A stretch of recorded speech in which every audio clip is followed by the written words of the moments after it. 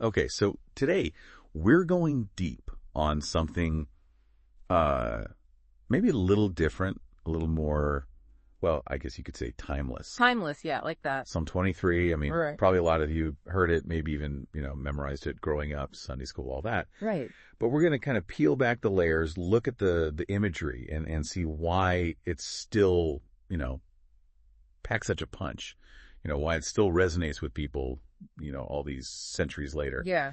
And, so basically we're looking at a psalm that's kind of, it's like a journey in three parts. Okay. We see the Lord as shepherd, as this protector and comforter, and then finally as this source of like everlasting goodness and mercy. Yeah. But before we kind of get lost in the poetry of it all, I'm kind of curious, when you think about, the Lord as your shepherd, what kind of image, pops into your head? I think, for the original audience, picturing a shepherd, that was like everyday life. Right. But it's, it's more than just, some guy with a flock. It's about this deep trust. Mhm. The sheep, they're totally dependent on that shepherd for everything, for, food, water, safety. Yeah. So that image of, the Lord is my shepherd, it's powerful. Yeah. It just taps into this primal sense of, reliance and knowing that you're being cared for. Yeah. It's funny because it starts with those really vivid descriptions, like green pastures and still waters. I mean, it's almost like you can feel the stress melting away just reading those words. Yeah. But it's not just about, chilling by the metaphorical stream, right? Yeah, sure. There's something deeper to that restoration that the psalm talks about. Absolutely. So, he restores my soul. That's not about just like taking a nap. Yeah. It's about being, spiritually, emotionally renewed, finding that inner strength again. Mm-hmm. I mean, think about it. We're constantly bombarded with, decisions and pressures and anxieties and, all this stuff. Yeah. So this idea of restoration, it's like hitting the reset button, Mm-hmm. finding that peace in the middle of all that chaos. Yeah. Okay. So we're feeling refreshed. We're restored. And then the psalm kind of takes a bit of a turn, Okay. It's like, all right, time to face your fears. Right. And we enter into this darkest valley, which, Yeah. I think on some level we can all relate to that in some way. Yeah. Have you ever felt like you were walking through one of those valleys? Oh, yeah. I mean, without a doubt, we all have our valleys. But what's striking here is that the psalm doesn't like shy away from the darkness. Mm-hmm. It acknowledges it, but then it's like, but don't worry, I'm here with you. Right.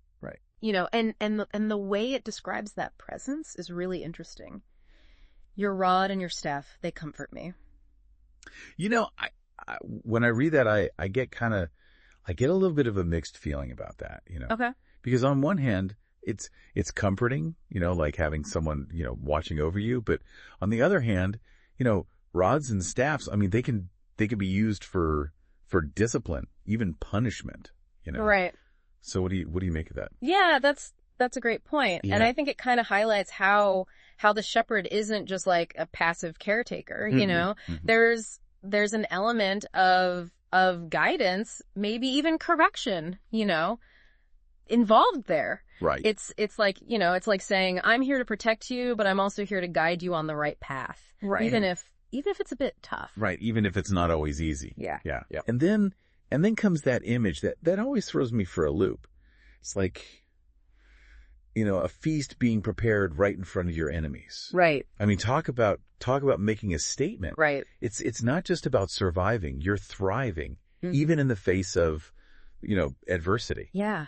Yeah, exactly. It's about finding that inner strength and resilience, that ability to, overcome challenges, even find joy in the middle of them. Mm-hmm. And that kind of ties into that image of the overflowing cup, Yeah. It's not just about having enough, it's about abundance, Mm-hmm. experiencing blessings beyond measure. Okay. So we've been through the valley. We've feasted in the face of our foes. Our cups are overflowing. Right. And then the psalm shifts again to this beautiful promise. Okay. Surely your goodness and faithfulness will pursue me all the days of my life. Yeah.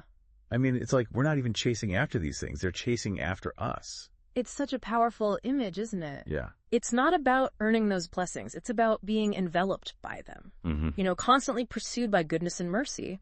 And this leads to that final image of, dwelling in the house of the Lord forever. Which, to be clear, isn't about a literal house, right? Right. It's more about a state of being, this sense of, ultimate belonging and security. Precisely. It's about that, deep, abiding connection with something greater than ourselves.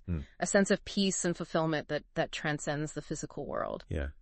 So after this kind of journey through Psalm 23, I'm left with this feeling of, deep comfort. Yeah. It's like a reminder that even when things are tough, that we're not alone, and there's always hope.